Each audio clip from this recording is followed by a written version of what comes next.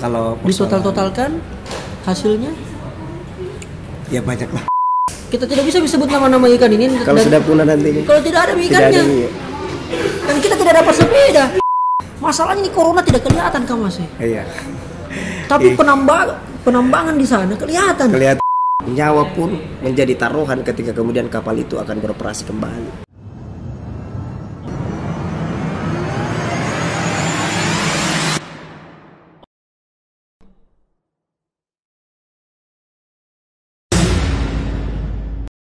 Assalamualaikum, hello nice people, ladies and gentlemen. Alright baby. Selamat datang and welcome to Ahlan wa Sahlan di channel YouTube Rijal Jamal. Terima kasih banyak sudah berkunjung di channel ini dan sebagai bentuk dukungan langsung saja klik tombol subscribe. Alright baby, subscribe. Oke, very nice. Ada pasir dicampur semen untuk dibangun lapangan futsal. Silakan like, share, and comment. Anda dijamin tidak menyesal. And let's go. Tambangnya tetap dilakukan ini Sardi. Terus apa yang diminta oleh masyarakat nelayan supaya tetap mengobati?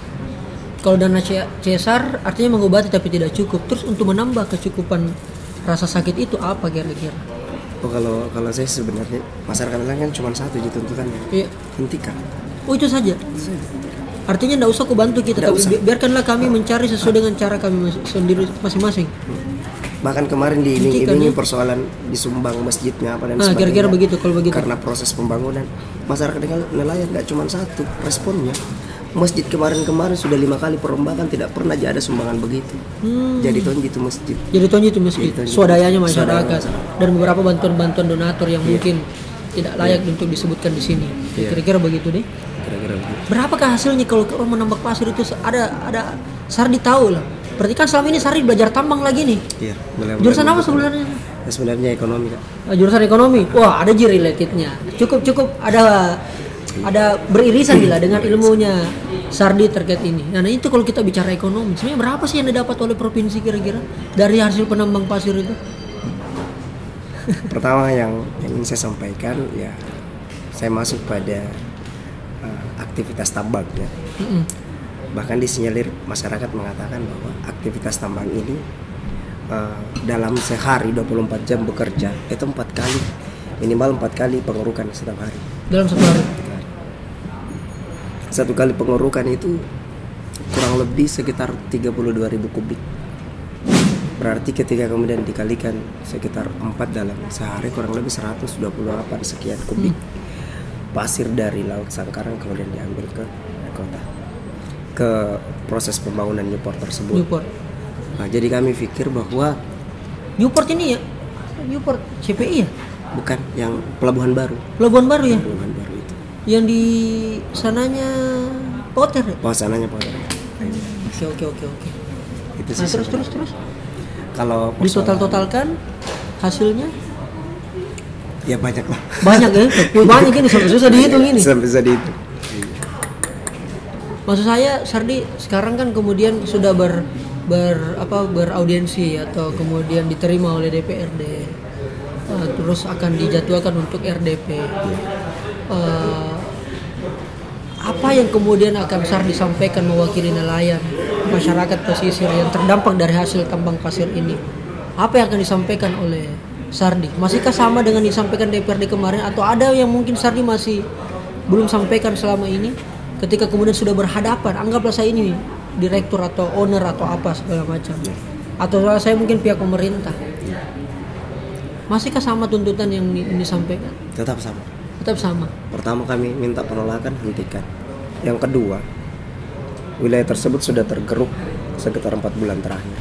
Paling tidak ada biaya pemulihan terkait persoalan di situ karena masyarakat nelayan di situ tuh mereka hidup.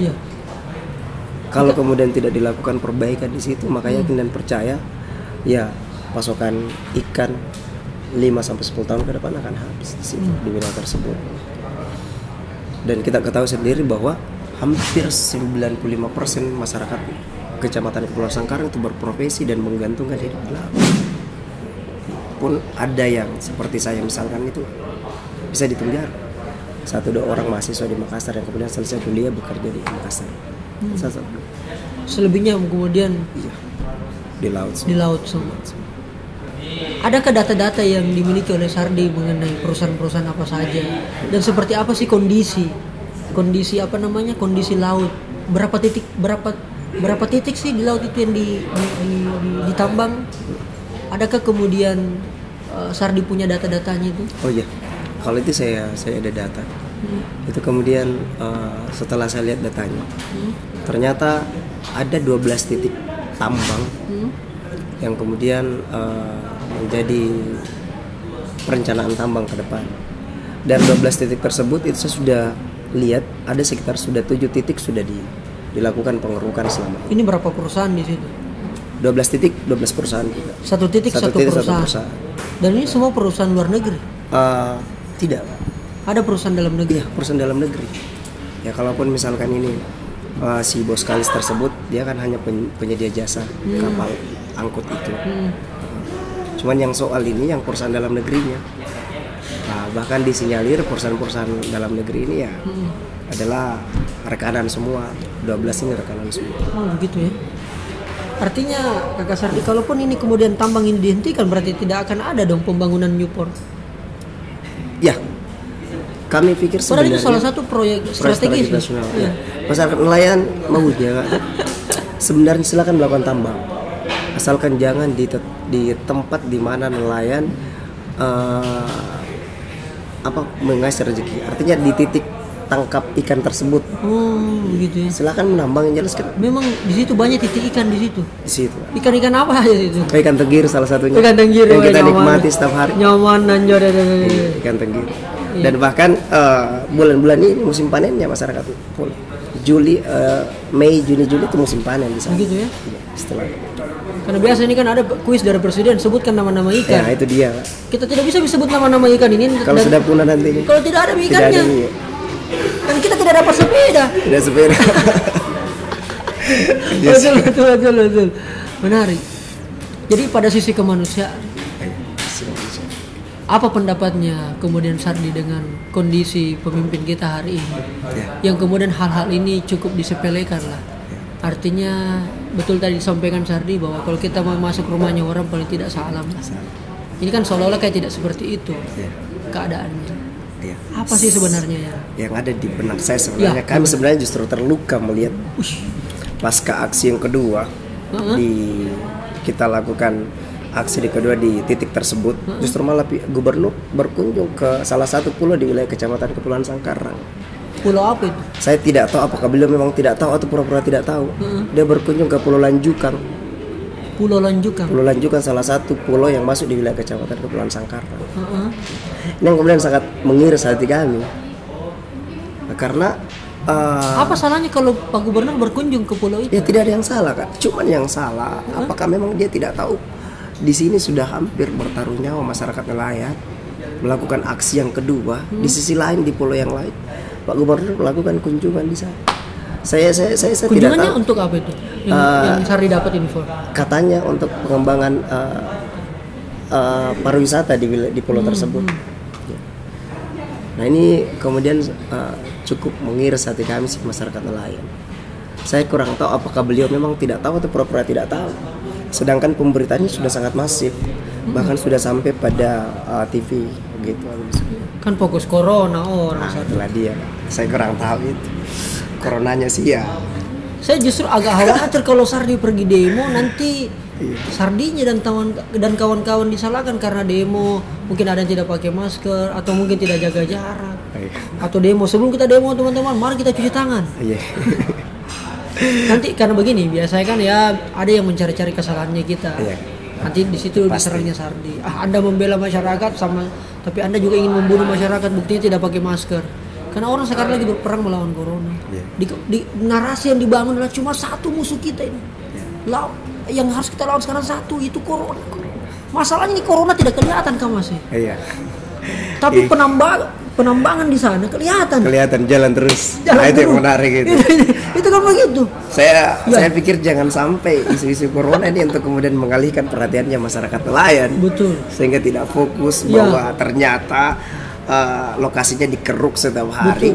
Kemudian kita justru malah digiring pada proses perhatian kepada corona tersebut yang kita tidak lihat apa dan sebagainya.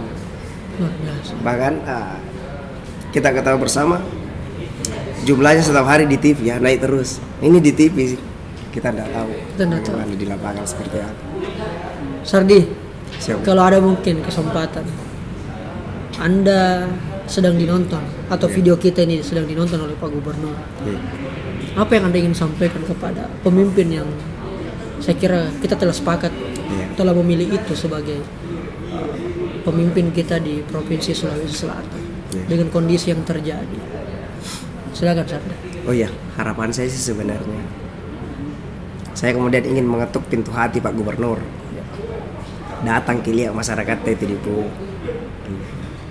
Masyarakat di Pulau sedang tidak baik-baik. Masyarakat di Pulau sudah menjerit, merintih. Bahkan nyawa pun menjadi taruhan ketika kemudian kapal itu akan beroperasi kembali. Nyawa taruhan. Sudah lakukan aksi ketiga, sudah mulai tidak terkontrol masanya. Karena ini persoalan perut. Perut, betul.